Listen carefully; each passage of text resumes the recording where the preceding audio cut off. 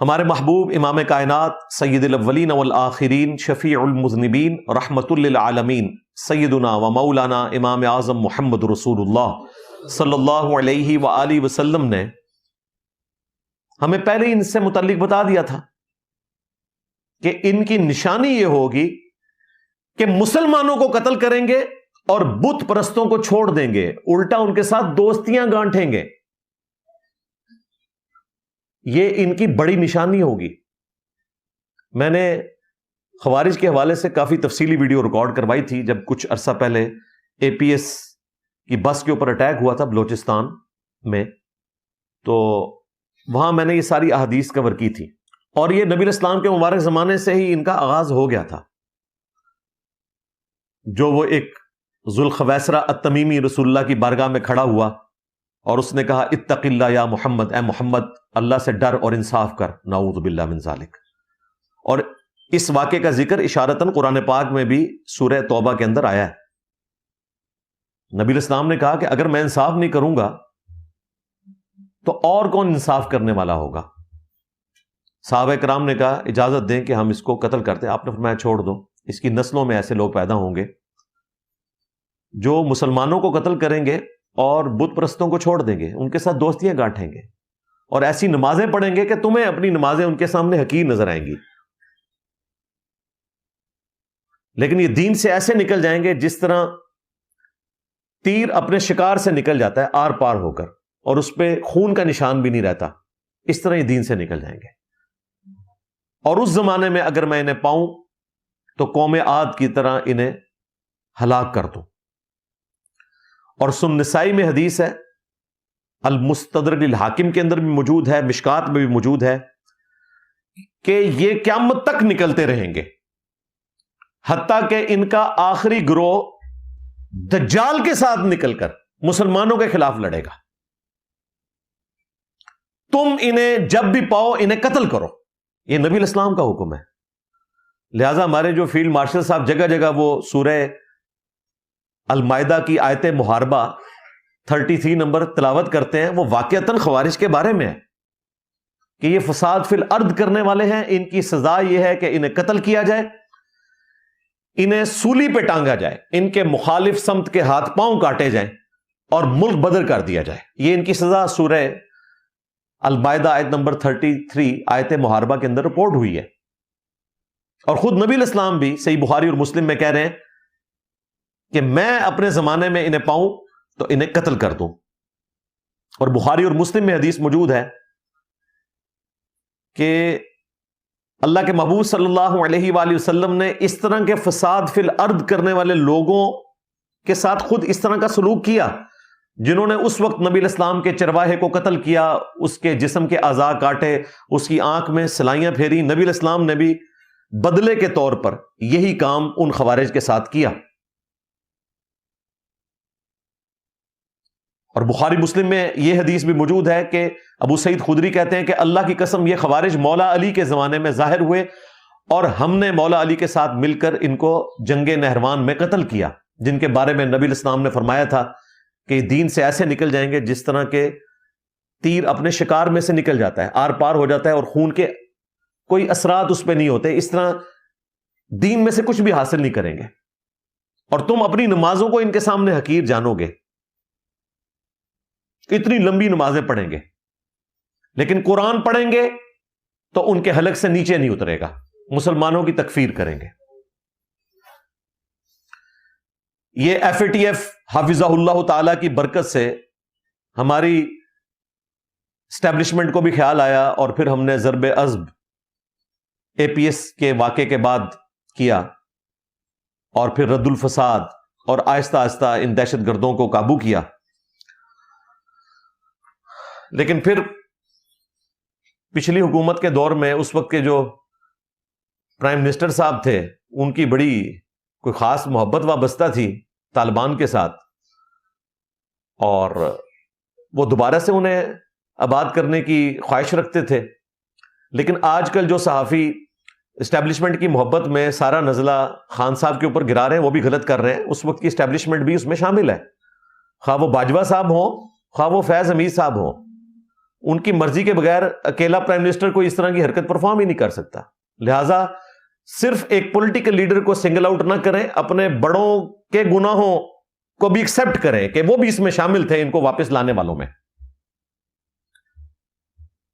ہمارا تو اسٹیبلشمنٹ سے, پالیٹکس کے پوائنٹ آف ویو سے اس وقت کا اختلاف ہے جبکہ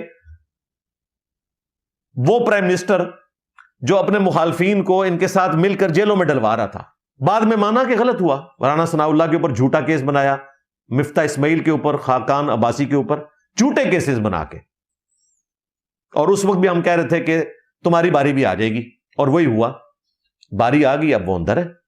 تو یہ ایک دوسرے کے ساتھ کرتے ہیں, اندر جاتے ہیں تو ووٹ کو عزت دو یاد آ جاتی ہے, باہر نکلتے ہیں تو سیم پیج.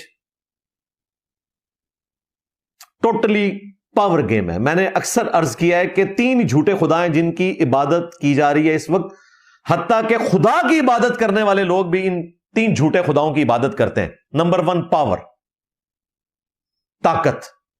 نمبر 2 منی, دولت. اور نمبر 3 فیم, شہرت. شہرت اتنی بری چیز ہے کہ ٹرمپ کے پاس پاور بھی ہے, دولت بھی ہے, دولت کی وجہ سے تو پاور میں آیا وہ, شہرت نہیں تھی, اس نے نوبیل پرائز خرید لیا ہے. فیم کی کمی, اور خرید کے وہ بھی ذلیل ہوا ہے, اس عورت کو بھی ذلیل کروایا ہے. تو اللہ تعالی ہمیں ان فتنوں سے محفوظ رکھے. اور چوتھا فتنہ اس کی کورالری کے طور پر ہے, وہ عورت کا فتنہ ہے, آزمائش. لیکن جو ان 3 فتنوں سے بچ جائے وہ عورت کے فتنے سے ویسے ہی بچ جائے گا. یہ سارے کا سارا نشہ اسی وقت آتا ہے جب انسان کے پاس پاور ہوتی ہے, دولت ہوتی ہے. جس کو 2 وقت کی روٹی کی فکر ہے وہ بیچارہ عورت کے فتنے میں کیا پڑے گا. جب پیٹ خالی ہوگا تو کوئی اس قسم کی چیز سوجے گی نہیں. یہ میرے بھائیوں کون سا جہاد ہے کہ جس میں ایک مسلمان دوسرے مسلمان کو قتل کر رہا ہے دین کے نام کے اوپر, اپنی جنت پکی کروانے کے لیے اسے جنت میں بھیج رہا ہے. امریکہ تو یہاں سے دفع ہو گیا, پیچھے یہ مصیبت ہمارے گلے ڈال کے چلا گیا.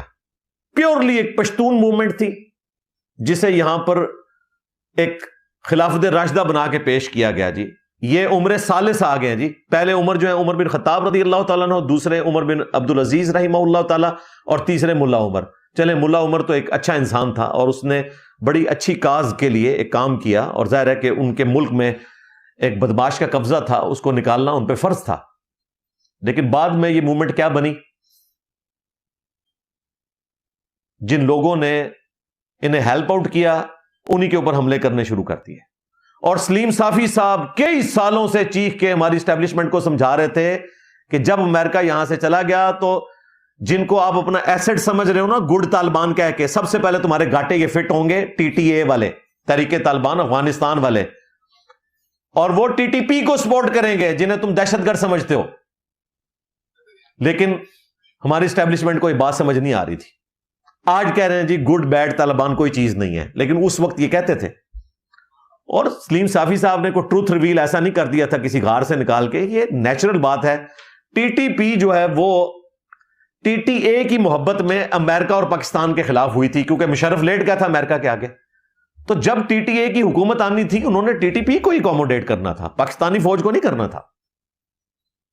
تو یہ ہمارے بڑوں کی غلطیاں جو سامنے آئی ہیں. لیکن میں آپ کو یہ بات بتا دوں, ورلڈ وار 2 کے بعد جب سے یہ نیشن سٹیٹس بن چکی ہیں, اب کوئی بھی اس طرح کی آرمڈ کنفلکٹ والی تحریک کامیاب نہیں ہوگی. مجھے بتائیں کون سی کامیاب ہوئی ہے؟ خالصتان تحریک سکھوں کی ناکام ہوئی, کشمیر کی آزادی کی تحریک ناکام ہوئی, تامل ٹائیگرز کی تحریک سری لنکا میں ناکام ہوئی, پاکستان میں بھی یہ جو بی ایل اے کی تحریک ہے یا ٹی ٹی پی کی, یہ بھی ناکام ہوگی. کیونکہ دنیا نے اب یہ مان لیا, اور اسی وجہ سے فوجیں علادہ سے بنائی گی کہ تاکہ نیشن سٹیٹس کی باؤنڈریز محفوظ رہیں. نہ انڈیا پاکستان سے بلوچستان چھین سکتا ہے, نہ پاکستان ان سے مقبوضہ کشمیر چھین سکتا ہے. صرف پولیٹیکل سٹرگل کی جا سکتی ہے, دیٹس آل. ہاں وہ جو 5 بڑے ملک ہیں جنہوں نے ورلڈ وار 2 جیتی تھی, انہوں نے پاور ارن کی ہے. نمبر 1 امریکہ, نمبر 2 یو کے, نمبر 3 فرانس, نمبر 4 چائنا, اور نمبر 5 رشیا. وہ جب چاہیں کسی سے ملک چھین سکتے ہیں. یوکرین کے ساتھ جو کچھ کر رہا ہے رشیا, کوئی اس کا ہاتھ روکنے والا نہیں ہے. ظاہر ہے وہ ویٹو پاور رکھتے ہیں. اور دوسری طرف آپ دیکھیں انڈیا اتنا بڑا ملک کہ 1/5 آف ورلڈ وہاں رہ رہا ہے, دنیا کی سب سے بڑی ڈیموکریسی ہے, اور آج ان کی آبادی چائنا سے بھی بڑھ چکی ہے, 1 ارب 47 کروڑ ہو چکی ہے, چائنا کی 1 ارب 40 کروڑ کے قریب ہے, لیکن پھر بھی انڈیا کے پاس ویٹو پاور نہیں ہے. کیوں؟ وہ کہتے ہیں ہمارے غلام ہیں, انہوں نے ہم سے آزادی لی ہوئی ہے, گریٹ برٹن سے آزادی لی ہے, اور وہ کبھی بھی نہیں ان کو ویٹو پاور دیں گے, جو مرضی ہو جائے. ورنہ انڈیا اپنی آبادی کے اعتبار سے, ڈیموکریسی کے اعتبار سے, اپنی اکانومی کے اعتبار سے بھی ڈیزرو کرتا تھا کہ اسے ویٹو پاور ملتی, لیکن وہ کہتے ہیں نہیں ہمارے غلام ہیں. ان کے لیے پاور پہلے نمبر پہ ہے, انہیں مذہب سے کوئی لینا دینا نہیں ہے. یہ تو اللہ تعالیٰ کی طرف سے کرم نوازی ہوئی ہے کہ 10 مئی 2025 کو پاکستان نے اپنے سے 5 گنا بڑے ملک کو شکست دی. ادروائز میں تو اس جنگ سے پہلے یہ ایکسپیکٹ نہیں کر رہا تھا کہ اس لیول کی بہادری دکھائی جائے گی. اور میں اپنی فوج سے بھی ریکویسٹ کروں گا کہ 9 مئی کے زخم کو بھلا دیں, اللہ نے آپ کو 10 مئی کا دن دے دیا, اور اس چیز کو آپ چھوڑیں کہ ہم نے اس کو, ویسے اس دفعہ منایا بھی نہیں گیا 9 مئی, 10 مئی کو منائیں, یہ فتح کا دن ہے. اور جو اس وقت ایک پولیٹیکل جماعت جو آپ کا ہی بنایا ہوا تحفہ تھی, آپ کا ہی ایک ناکام پروجیکٹ تھا, آپ کے اوپر مسلط ہوا, ان کی غلطی سے درگزر کریں اور معاملات کو آگے لے کر چلیں. ہماری موجودہ اسٹیبلشمنٹ کی یہ بھی کامیابی ہے کہ امریکہ سے انہوں نے BLA کو, TTP کو دہشت گرد تنظیم کے طور پر ڈکلیئر کروا لیا. لہذا آپ یاد رکھیں کہ اس وقت جو اب آپریشن ہو رہا ہے نا بلوچستان میں, اس کو آپ وہ والا آپریشن نہ سمجھیں جو پہلے ہوتے تھے. پہلے کچھ نہ کچھ شرم و حیا تھی, اب وہ ختم ہو چکی ہے. اس لیے آپ نے دیکھا ہے یہ 200 کے قریب دہشت گرد مارے گئے. اب تو انہوں نے ترکی سے وہ ڈرونز بھی لے لیے ہیں جو پن پوائنٹ بندے کو پہچان کے نا اس کے اوپر سیدھا فائر کرتے ہیں. تھرمل ڈیٹیکٹرز لگے ہوئے ہیں اس کے اندر. تو یہ بالکل کچھ عرصے میں انشاءاللہ تعالی ایشو ایڈریس ہو جائے گا, کیونکہ اب دنیا ہمارے ساتھ کھڑی ہے اس اعتبار سے کہ BLA کو دہشت گرد تنظیم, TTP کو مان لیا گیا. یہ ایک الگ سے تلخ حقیقت ہے کہ یہ سارے کے سارے فتنے ہماری اسٹیبلشمنٹ کی ماضی کی غلطیوں کا نتیجہ ہے. میں کہتا ہوں کہ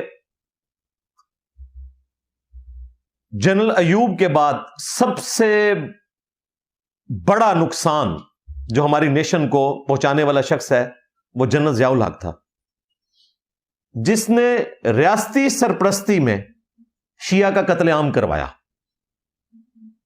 فوج کو یوز کر کے. کتنی جہادی تنظیمیں اس وقت بنی, سپاہی صحابہ اسی وقت, پھر لشکر جنگوی بنی, اور فخریہ یہ سارے کام کروائے جاتے تھے. کیونکہ اس وقت ایران اور سعودیہ کی ایک کولڈ وار جاری تھی. سعودیہ پاکستان کو فنڈ کرتا تھا کہ کہیں ایران کا جو انقلاب ہے 1979 کا وہ ایکسپورٹ ہو کر پاکستان تک نہ پہنچ جائے. اور یہاں پر ایک دیوبندی جنرل تھا ضیاء الحق, کٹر دیوبندی, نماز 5 وقت وہ لال مسجد میں پڑھتا ہوتا تھا. اس وقت شاہ فیصل مسجد نہیں بنی ہوئی تھی, تو مرکزی جامع مسجد وہی تھی. اس نے پھر خوب غصہ نکالا, اس حد تک کہ ہمارے ٹوائلٹس میں شیعہ کافر نعرے لکھے گئے. آج بھی کئی مسجدیں جن میں شیعہ کافر کے نعرے لکھے ہوئے ہیں.